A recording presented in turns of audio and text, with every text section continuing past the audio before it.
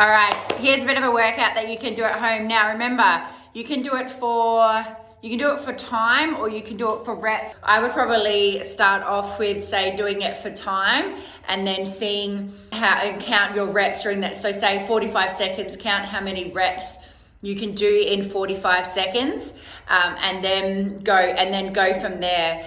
And so you can challenge yourself in different ways further on by mixing up your tempo. You can mix up the time. So if the weight you've got at home starts getting easy, you can mix the time up by instead of going for 45 seconds, go for 50 seconds, or you can start off with 30 seconds, increase it to 45 and so forth. Now I know you've got something that you can hang on. It's something similar to this. So you're going to start off hanging, okay? So this will help strengthen your back. It'll work on your core. It'll also, I know it helps stretch back out. So you want to see how long you can hang for, all right? So obviously your grip, the way you grip will make a difference, all right?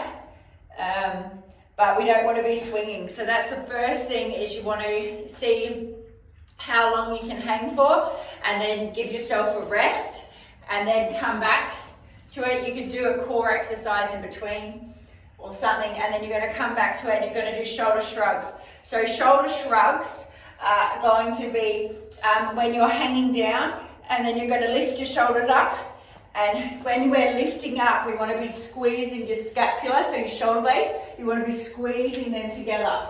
So again, just stick the timer on and just count how many you do. So coming up, hold, relax down. Coming up, hold, relax down. So do as many of them you can do, but always be conscious if ever you're doing an exercise and anything starts pulling in here, we don't want that at all. So we want nothing to be pulling in here, because that means that your traps are doing the work. So you could even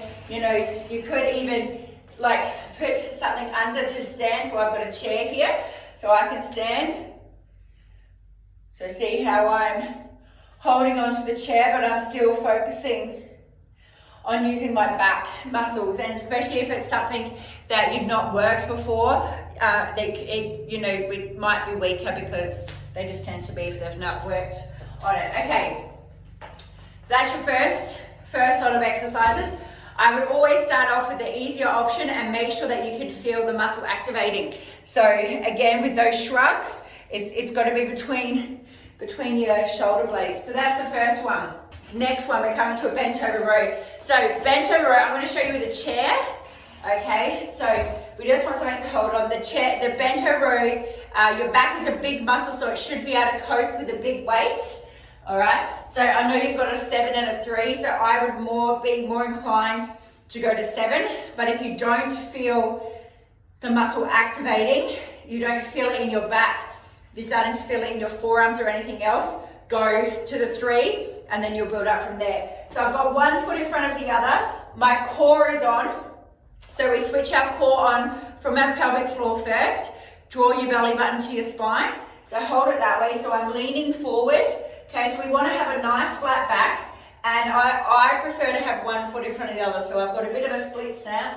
So my hips are facing the chair and I'm going to come back and my elbow is scraping my side. Okay, so I'm coming all the way back, elbow scraping my side, and when I come back, I imagine that I'm pulling those shoulder blades together. Okay, so come back, hold, come back down, hold, come back down. Now always remember, you want to breathe out on the hardest part, okay? So, I did it wrong.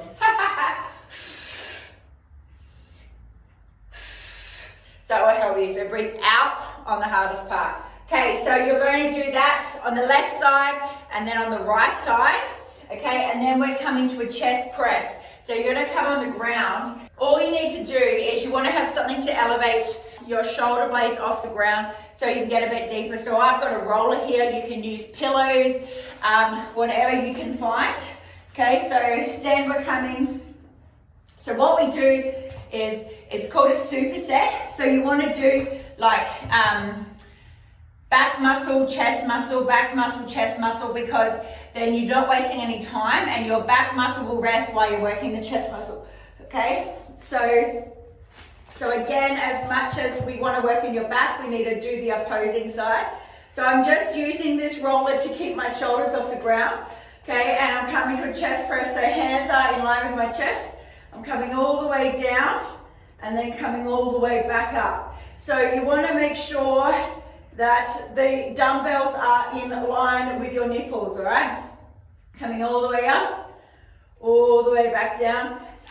Make sure you can really control it, so when we can slow it down, it's so much more powerful. So 1, 2, 3, hold, down, 2, 3, up, 2, 3, hold, down, 2, 3.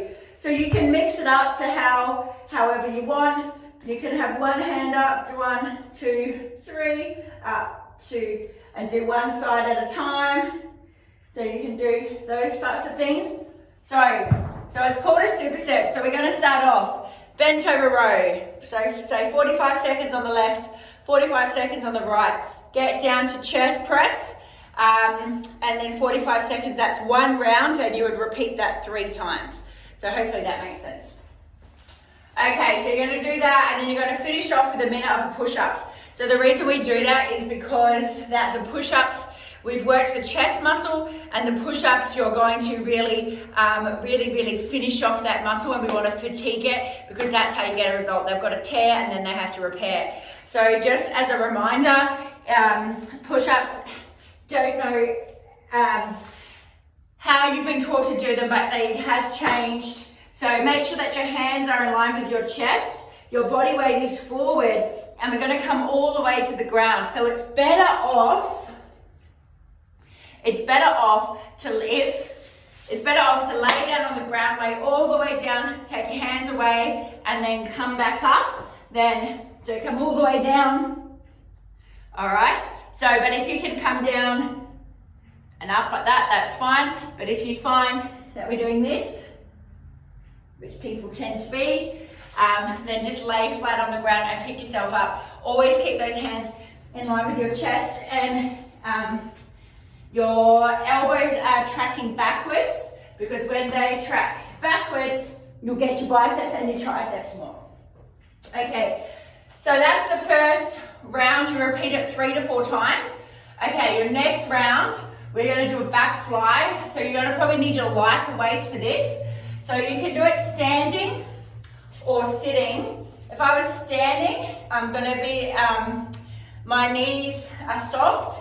I've got a nice flat back, and now I'm going to fly out, okay? So when I'm flying out, we are going to be squeezing between these shoulder blades again. We've got to be really conscious never to let it come in your neck. If it's coming in your neck, go one at a time, or the girls have been doing this in class. It's actually just do it without a weight and really focus on getting that muscle to activate first, all right? So when you can hold it, like I could really do an exercise like this. See, I'm really using momentum. When I slow it down, core is on, I've got this, I'm bent over, got a nice flat back. Now, if you're doing this and it's pulling in your lower back, you need to go lighter, okay? And do it without a weight, and really focus on getting that muscle activating first, and then start to add on a load. So you're gonna do a back fly, then you're gonna do a lat pull down. So you're gonna tie a band to, and this is working your lats. So your lats go, they're all the way, if you think of your back, they come from down here, and they come all the way up and around. Okay, so we want to focus on, the more you can focus on that muscle and think about that, you'll work it so much harder. So we're going to come, I've got 2 bands here. You're going to tie this to the little thing that you have, and we're going to focus on using those lats, coming all the way down, all the way up, all the way down. You can grab further up the band to make it harder. You can slow it down. You can go for longer to keep yourself challenged. So we're going to do back flies, lat pull downs, and you're going to then finish with a chest fly. So again, you will need lighter than what you did in a chest press. You need to elevate yourself off the ground. Now when we come out for the fly, You want to feel it kind of pulling through here and going into your, kind of going into your armpits. So I've got the 3 kilos that you have got at home here. I'm just resting my shoulder blades on the weight. So my arms are up in the air, my elbows are soft. I'm coming all the way out, holding it for a second, coming all the way back up.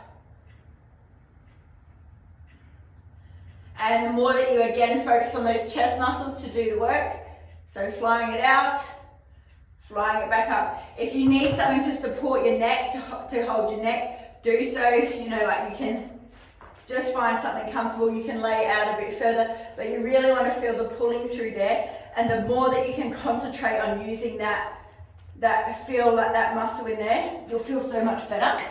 Okay, so again, go for time. So that's 3 in the set. 45 seconds, minimum of 3 rounds. Okay, and then I've got you doing a minute of push-ups again. So the same as we did before, all the way down to really, to challenge that muscle. Push-up really works your core a lot too. Okay, and then to finish off, we're gonna finish off with some core. So we're gonna finish off with a side plank.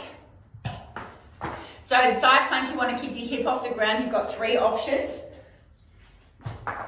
And you can start to add a weight later on. So hardest option, so make sure, set yourself up right. I've got my elbow in line with my shoulder. All right, I'm gonna stack my feet. All right, so we wanna keep this hip off the ground. So we can hold up here. If that feels too much, if it's pulling in your back or anything else, then take your top leg and put your top leg on the ground, and that will help support you, but keep that hip up. This is going to get through your obliques, and if that's too much, go onto your knees and hold the side plank on your knees, and you'll be able to build up from there. So you're going to hold a side plank, you're going to flip onto your back, you're going to do your bicycle. So these are all kind of targeting your obliques. Now to start off with, I want you to keep your feet on the floor and focus on really getting, see I'm getting that nice twist, and I want to feel it through my obliques. So your obliques are what people call, you know, love handles, muffins, all of those things. So, and if you're doing this and it's pulling in your neck, okay, keep your head on the ground and do it this way. All right, so do that for time. Okay, side plank, the other side. All right, you can challenge yourself more once you've been maybe doing it for a while. Start adding your weight. And then you're going to finish off with a crunch. All right, so coming back. Now when we're crunching, I don't want you pulling with your neck. I want you pulling with your lower abs. All right, so I'm crunching up, but I'm using here. There's these abdominals straight under your chest, and they will always want to fire on first, but we don't want them to. I want your very lower abdominals to fire on. All right, so focus on using them. So all the work comes from down here. All right, so I reckon it should take, depending on interruptions, I reckon it should take half an hour or so. All right, message me if you're stuck with anything.